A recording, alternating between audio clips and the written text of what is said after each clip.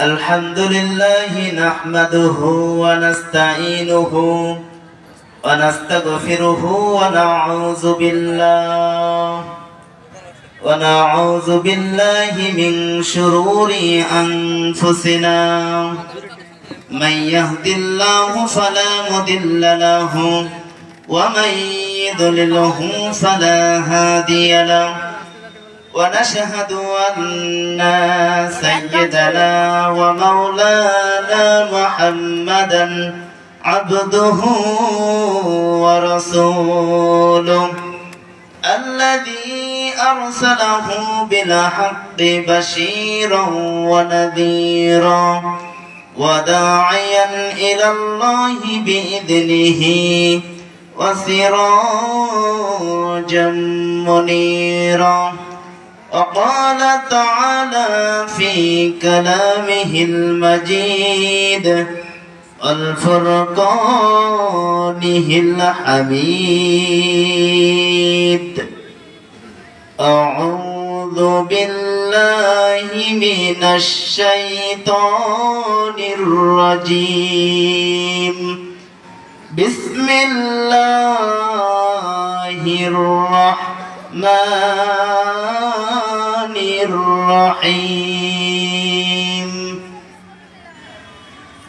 إن الذين كفروا وصدوا عن سبيل الله ثم ماتوا وهم كفار فلن يغفر الله لهم إن الله وملائكته يصلون على النبي يا أيها الذين آمنوا صلوا عليه وسلموا تسليما.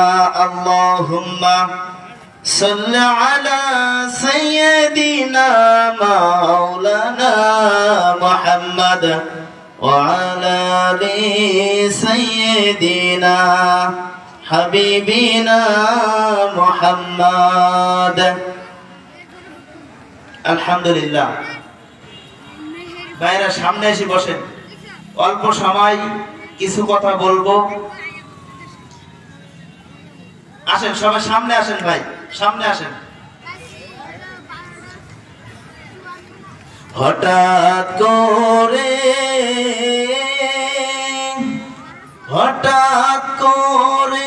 শুনবে একদিন আমার মৃত্যুর খবর, কেঁদে কেঁদে আসবে সবাই দিতে আমায় কবর, দিতে আমায় কবর। হঠাৎ করে শুনবে একদিন আমার মৃত্যুর খবর, কেঁদে কেঁদে আসবে সবাই দিতে আমায় কবর। আলহামদুলিল্লাহ। ঐতিহ্যবাহী আনন্দবাজার দাখিল মাদ্রাসার উদ্যোগে 14তম তাফসীরুল কুরআন মাহফিলের আজ দ্বিতীয় দিন। প্রথম থেকে এই দ্বিতীয় দিন যে সমস্ত আল্লামা হযরত ওয়াজ পেশ করবেন, সবাইকে আল্লাহ পাক যেন তাদের কণ্ঠকে ইসলামের জন্য কবুল করে নিক। আমরা সকলে বলি আমিন। আলহামদুলিল্লাহ।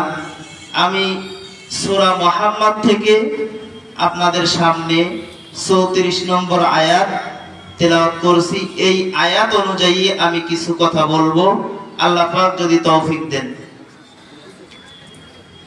আল্লাহ রাব্বুল আলামিন বলেন, কিয়ামতের মাঠে মুসিবতের সময় এমন একটা দিন আসবে, সেদিন কেউ কারোর জন্য কিছু করতে পারবে না। এমন একটা দিন আসবে যেদিন কেউ কারোর জন্য সুপারিশ করতে পারবে না।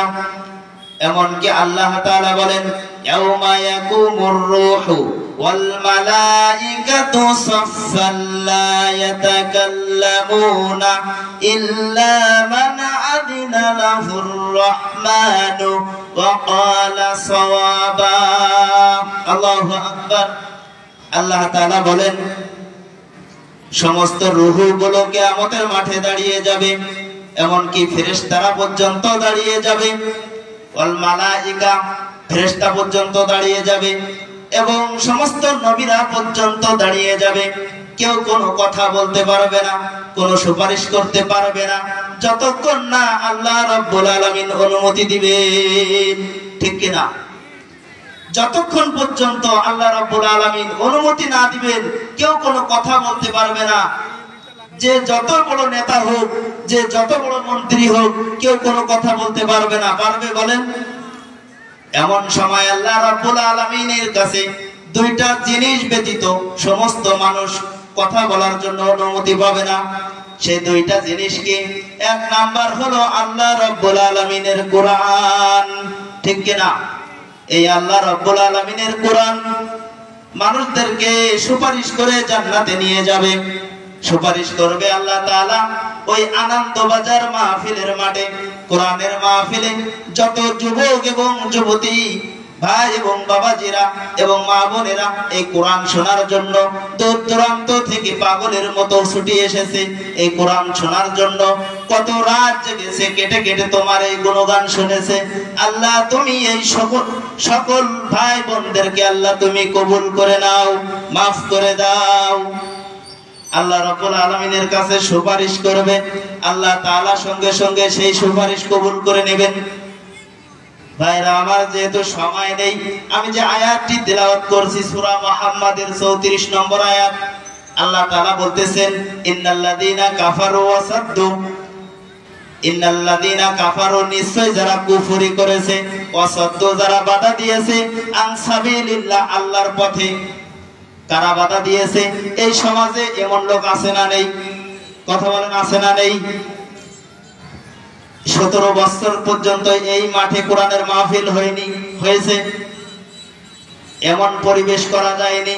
আল্লাহ তাআলা বলতে ইন্নাল্লাযীনা কাফারু যারা কুফরি করেছে, ওয়াসাদ্দু যারা বাধা দিয়েছে, আন সাবিলিল্লাহ আল্লাহর পথে, সুম্মা মাতু এবং যারা মৃত্যুবরণ করেছে, অহুম কুফারুন কুফরি অবস্থায়, সুম্মা মাতু কুফরি অবস্থায় যারা মারা গিয়েছে, ফালাইয়াগফিরাল্লাহু লাহুম আমি আল্লাহ তাদেরকে কখনোই ক্ষমা করব না। ঠিক কি না?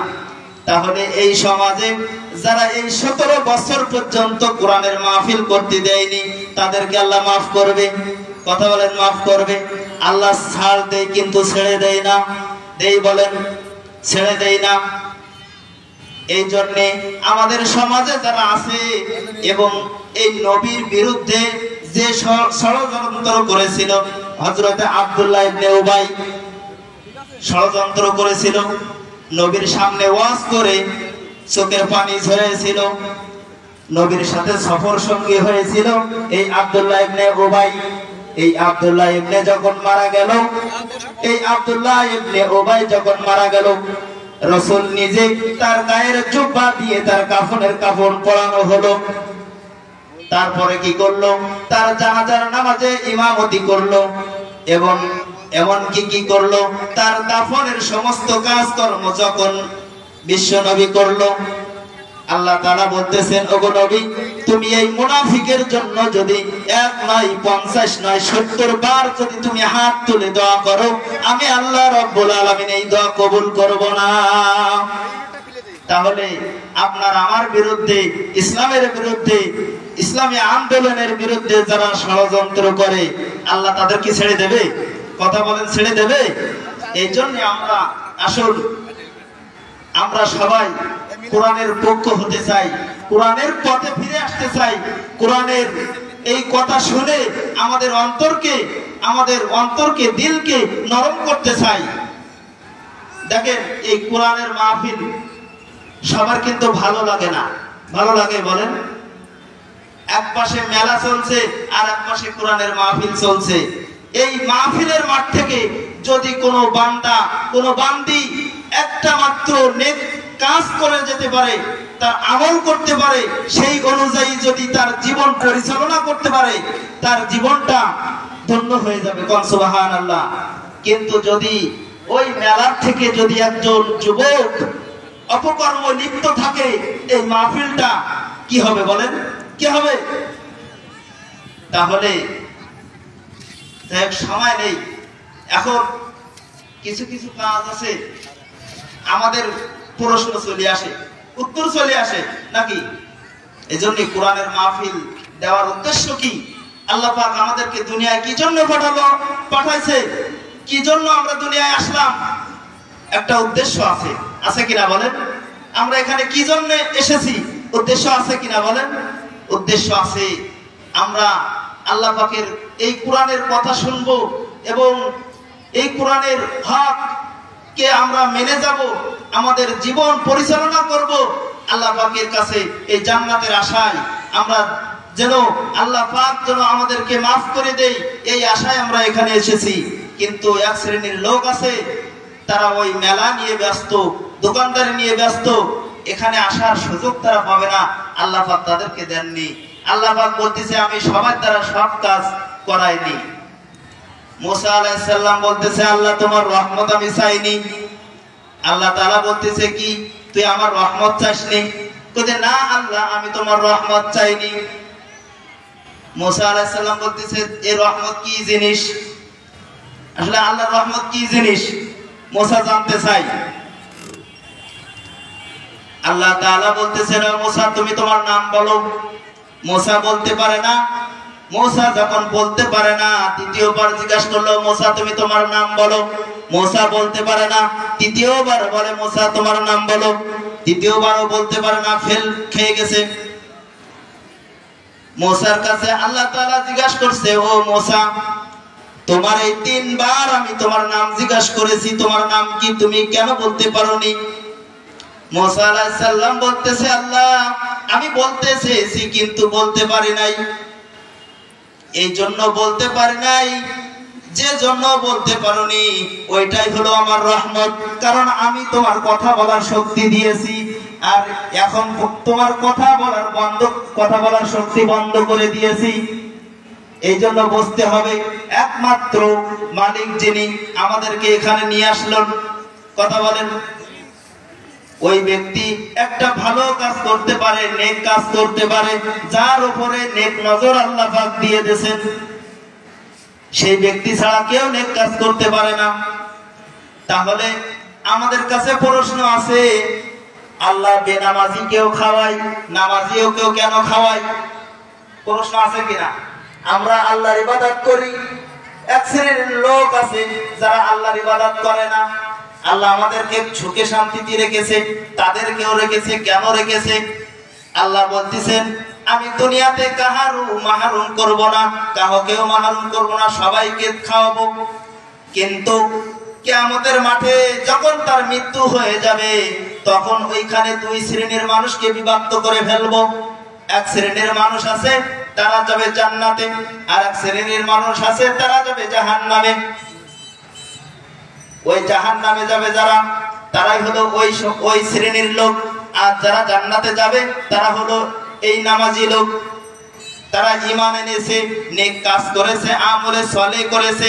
আল্লাহ তাআলা সূরা আসরের বলতেছে সময়ের কসম ওয়াল আসর, যারা সময় দিয়েছে, শ্রম দিয়েছে, বুদ্ধি দিয়েছে, ইন্নাল ইনসানা লাফি খুসর, নিশ্চয়ই যারা ইন্নাল ইনসানা লাফি খুসর, নিশ্চয়ই মানুষ ক্ষতিগ্রস্তর ভিতরে। আল্লাহ তাআলার কাছে প্রশ্ন করা যাবে যে আল্লাহ সবাই কি ক্ষতিগ্রস্তর ভিতরে?